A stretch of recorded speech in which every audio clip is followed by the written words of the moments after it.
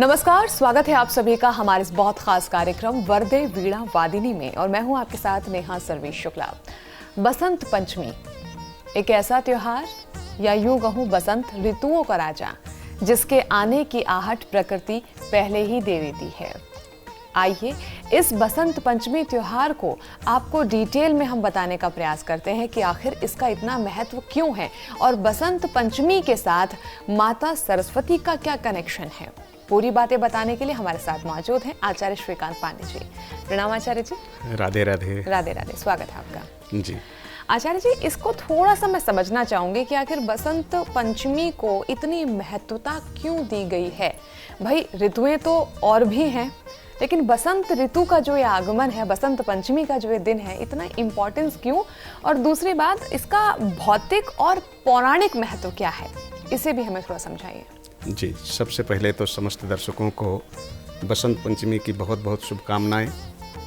देखिए नेहा जी, आपने बहुत ही सुंदर प्रश्न किया है कि भौतिक और पौराणिक, हमारे शास्त्र में जितनी कथाएं या जितनी भी बातें हैं उनका दोनों प्रकार से हमारे जीवन में असर होता है। भौतिक और दैविक दोनों प्रकार से हमारे जीवन में उसका असर होता है। तो हम बात कर लेते हैं पहले बसंत पंचमी के भौतिक गुणों के बारे में कि हमारे जीवन में इस भौतिक बसंत पंचमी का या बसंत का हमारे जीवन में क्या असर पड़ता है। तो देखिए, 6 ऋतुएं होती हैं जो कि हमारे भारत में ही केवल प्राप्त हैं।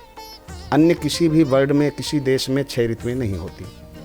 इन 6 ऋतुओं के जो राजा हैं वो हैं ऋतुराज बसंत। बसंत ऋतु सबको प्रिय है। तो बसंत के आगमन, और बस माने सर्दी, अंत माने समापन। सर्दी का पंचमी से समापन हो जाता है एक तरह से, और सुंदर सुहावना मौसम का शुभारंभ हो जाता है। अच्छा, पौराणिक महत्व के बारे में भी आपने बात की है, उसको भी हम थोड़ा समझना चाहेंगे। पौराणिक महत्व ये है कि आज के ही दिन माँ सरस्वती का प्रागट्य हुआ। अच्छा। बसंत पंचमी के ही दिन माँ सरस्वती का प्रागट्य हुआ। तो माँ सरस्वती की कृपा से हम सब को ज्ञान मिला। आज हम सब एक दूसरे में किसके साथ कैसा व्यवहार करना चाहिए, ये भी तो ज्ञान ही है। बिल्कुल सही बात है। तो इस प्रकार से माँ सरस्वती का प्रागट्य बसंत पंचमी को हुआ, माघ के शुक्ल पक्ष की पंचमी को। इसलिए बसंत पंचमी का महत्व माँ सरस्वती के साथ होता है। माँ सरस्वती के पूजन का जो मुहूर्त है वह 7:19 से लेकर के सुबह बसंत पंचमी को, और 12:20 तक, ये 5 घंटे का लगभग मुहूर्त है। तो इस मुहूर्त में सभी को माँ भगवती के पूजा अर्चना करनी चाहिए। अब विधान की बात आती है तो ब्रह्मवैवर्त पुराण में जो वर्णन है माँ सरस्वती के पूजन का, उसमें श्वेत आपके मक्खन, माँ सरस्वती को मक्खन बहुत प्रिय है, श्वेत जो घर में बनाया जाए।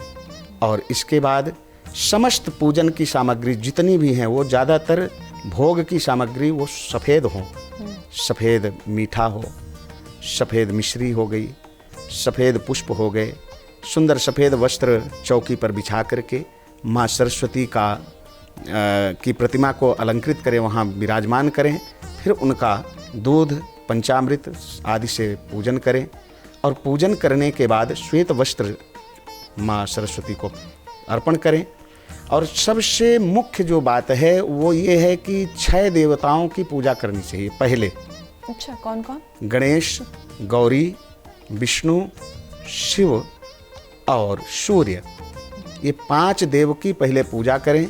इसके बाद फिर माँ सरस्वती का विधिवत पूजन करें। अच्छा। सफ़ेद गन्ने का रस भी माँ सरस्वती को अर्पण करें। सफ़ेद माला, चाहे मणियों की माला हो, स्फटिक की माला हो, या सफ़ेद पुष्प की माला हो, और सफ़ेद चावल माँ सरस्वती को, मीठे सफ़ेद चावल का भोग लगाएं। चावल पूजन में जो लेते हैं वो सबको पता है कि पूजन में चावल बिना टूटे हुए चावल लिए जाते हैं, साबुत चावल, अक्षत जिसको बोलते हैं, जो क्षय नहीं हुआ हो। तो इस प्रकार से माँ को अर्पण करें। इसके बाद माँ सरस्वती के पूजन में जिसे आपके विद्यार्थी करते हैं, तो विद्यार्थियों को अपनी पुस्तक भी वहाँ पर रखनी चाहिए। विद्वत वरेण्यम को अपनी धार्मिक पोथियों को वहाँ रखनी चाहिए। संगीत से जुड़े हुए जो लोग हैं उनको अपने वाद्य यंत्र वहाँ पर रख करके और उनका भी पूजन करना चाहिए। माँ सरस्वती के पूजन के बाद उनका पूजन करें, फिर इसके बाद माँ भगवती की प्रार्थना करें, माँ सरस्वती जी की। अच्छा आचार्य जी, अभी आपने बताया कि ब्रह्म वैवर्त पुराण में लिखा हुआ है कि माता को सफ़ेद ही सब कुछ अर्पित करें, चाहे वो मिठाई हो, पुष्प हो, सामग्री हो, कुछ भी हो। लेकिन अक्सर तो हमने ये सुना है कि पीली वस्तुओं को ज़्यादा प्रायोरिटी दी जाती है इस दिन, वो क्या है फिर? जी देखिए, ऐसा है कि बसंत केसरिया रंग से संबंध रखता है, बसंत ऋतु का। तो इसलिए पीत वर्ण का इसमें परिधान का जो बताया गया है कि पीत वर्ण, लेकिन ये हमने जो आपको बताया वो प्रामाणिक बात कही। अब ये कहीं अगर प्रमाण है इसका पीतांबर धारण करने का तो होगा जरूर, पर ये भौतिक सांसारिक मान्यता है कि उस दिन केसरिया वस्त्र धारण करते हैं और केसरिया वस्त्र पहन करके ही पूजन करते हैं। तो ये संसार में जितने भी पूजन की विधियां हैं जो शास्त्र में वर्णित हैं, वो माँ सरस्वती के लिए तो श्वेत है। बाकी पीतांबर, पीला वस्त्र जो है शुभ और सौहार्द का प्रतीक माना जाता है।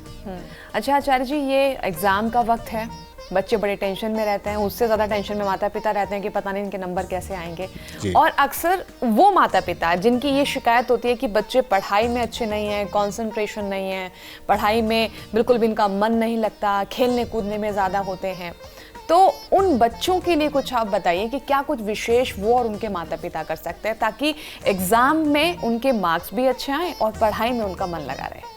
ऐसा है कि बहुत ही अच्छा आपने ये प्रश्न किया कि आजकल ज़्यादातर माता पिता चिंतित होते हैं, बच्चे का पढ़ने में मन नहीं लगता।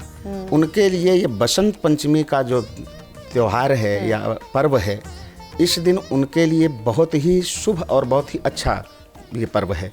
उस दिन उनको क्या करना चाहिए कि प्रत्येक माता पिता को अपने बच्चे को माँ सरस्वती की एक प्रतिमा लेकर के, और वो जिस स्टडी टेबल में बैठकर बच्चा पढ़ता है उस स्टडी टेबल के ठीक सामने प्रतिमा को लगा दें माँ सरस्वती के, ये बसंत पंचमी के दिन। अच्छा। इसके बाद उस बच्चे से प्रतिदिन कहें कि जब वो पढ़ने के लिए स्टडी टेबल पर बैठे तो वो माँ सरस्वती को पहले प्रणाम करे और नित्य एक ग्रीन फल, हरा फल माँ को अर्पण करे। बच्चा अच्छा। कैसा भी बच्चा न पढ़ने में उसका मन लगता हो, कैसा भी मन न लग रहा हो, खेलने में लगता हो या कैसे भी उसका मन न लगता हो, एकाग्रचित ना हो, हाँ, तो सबसे बढ़िया है कि एक हरा फल चढ़ा करके माँ का वंदन करते हुए और फिर वो पढ़ाई स्टार्ट करे। और एक काम और माता पिता करें, बच्चे की जिह्वा पर शहद से ओम ह्रीम 2 शब्द लिख दें, ओम और ह्रीम। अच्छा, शहद से लिखते हैं? शहद से। बसंत पंचमी वाले बसंत पंचमी के दिन पान की डंडी से लिखें तो बहुत शुभ माना जाता है। पान की जो डंडी होती है उसको तोड़ करके शहद में डुबो करके ओम ह्रीम 2 शब्द उसके जिह्वा पर लिख दें, बच्चे का मन पढ़ने में लगेगा और गुणवान होगा। विद्यार्थी बच्चे हैं, उनको ओम ह्रीम सरस्वत्यै नमः इस मंत्र का 108 बार वहाँ बैठ करके जप करना चाहिए पूजन के बाद। और फिर या देवी सर्वभूतेषु बुद्धि रूपेण संस्थिता नमस्तस्यै नमस्तस्यै नमस्तस्यै नमो नमः इस मंत्र का जप कर प्रार्थना करते हुए, इस मंत्र को पढ़ते हुए माँ की प्रार्थना करें हाथ जोड़ करके। अच्छा, आप मुझे उन लोगों के बारे में बात करनी है जो कंपटीशन की तैयारी करते हैं। बिल्कुल। बेचारे कुछ लोग ऐसे होते हैं जो हर बार सोचते हैं कि इस बार मेरा क्लियर हो जाएगा, लेकिन नहीं हो पाता। तो बड़ी शिद्दत के साथ बड़े लोग मेहनत करते हैं, हमारे जो युवा हैं, उनके लिए क्या कुछ विशेष बताना चाहेंगे आप? देखिए, बसंत पंचमी के दिन जितने भी कंपटीशन के लिए तैयारी करते हैं, अब देखिए परीक्षाएं भी सामने आ रही हैं बोर्ड की, तो जिन बच्चों को थोड़ा सा मन उनका विचलित होने लगता है, उनके लिए बहुत ही आसान तरीका है कि वो माँ सरस्वती का पूजन विधि विधान के साथ बसंत पंचमी के दिन करें। और नित्य मैं एक मंत्र बताता हूँ, उसका अगर वो एक माला यानी 108 बार जप करना प्रारंभ करते हैं तो हमारा ऐसा भरोसा है और शास्त्रों का ऐसा वर्णन है कि वो बच्चे अपने जो मंजिल है उसको प्राप्त करने में जरा सा भी किसी प्रकार की अवरोध का सामना नहीं करेंगे। अच्छा, कौन सा मंत्र है वो? मंत्र है ओम ऐं ह्रीं श्रीं क्लीं सरस्वत्यै बुध जनन्यै नमः। ये मंत्र है। इस मंत्र का 108 बार अगर वो जप करते हैं नित्य और माँ सरस्वती का पुष्प चढ़ा करके पूजन करते हैं प्रतिदिन, तो उनको मंजिल प्राप्त होगी, इसमें कोई संशय नहीं है। अच्छा, जो बच्चे छोटे हैं वो नहीं कर सकते हैं, क्योंकि मुझे लगता है ये मंत्र उन बच्चों के लिए भी है जो बच्चे अभी पढ़ाई में स्कूल जा रहे हैं या पढ़ाई में बहुत ज़्यादा अच्छे नहीं है। माता पिता की हमेशा शिकायत होती है कि एग्ज़ाम आ रहे हैं लेकिन बच्चा तो पढ़ता ही नहीं, किताब ही खोल के नहीं देखता।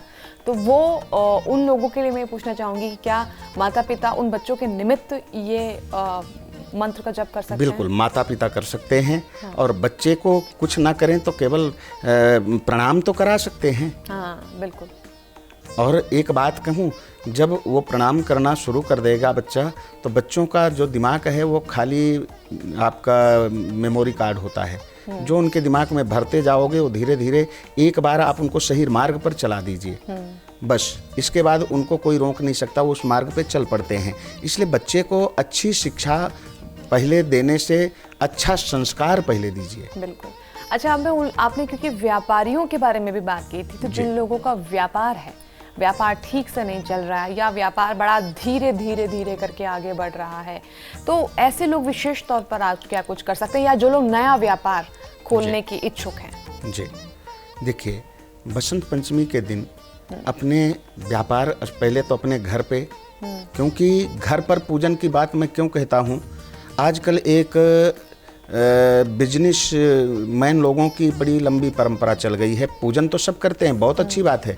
शास्त्र कहता है कोई भी पूजन हम अकेले ना करें, धर्म पत्नी और बच्चों परिवार के साथ करें।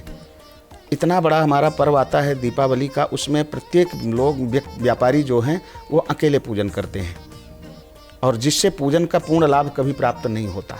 प्रत्येक व्यापारी वर्ग को या जो भी पूजन करते हैं पति पत्नी के साथ करना चाहिए। तो घर पर पूजन करें माँ सरस्वती का, और घर पर पूजन करके सपरिवार सभी को साथ बैठकर पूजन करें, और वहाँ पर थोड़ा सा घी में या तो चमेली के तेल में हनुमान जी को जो सिंदूर लगाते हैं वो सिंदूर रख लें मिला करके, और पूजन के बाद अपने ऑफिस, कार्यालय, फैक्ट्री, दुकान जहाँ भी जाते हैं उस सिंदूर से ओम, शुभ, लाभ और श्री, ये 4 शब्द लिखने हैं अपने दरवाजे पर। अच्छा। फिर अपने जो ड्रॉवर होती है उनकी, जहाँ अपना पैसा रखते हैं, वहाँ पर भी ये 4 चीज़ें लिखना है। या किसी ब्राह्मण के सहायता से लिखा सकते हैं, ब्राह्मण को बुला सकते हैं, वो उनकी अपनी इच्छा है। और ये लिखा करके माँ सरस्वती के मंत्र का 11 बार प्रतिदिन अपनी कुर्सी पर जब बैठें, सीट पर बैठें, तो वहाँ 11 बार नित्य पढ़ें। ओम ह्रीं श्रीं सरस्वत्यै नमः।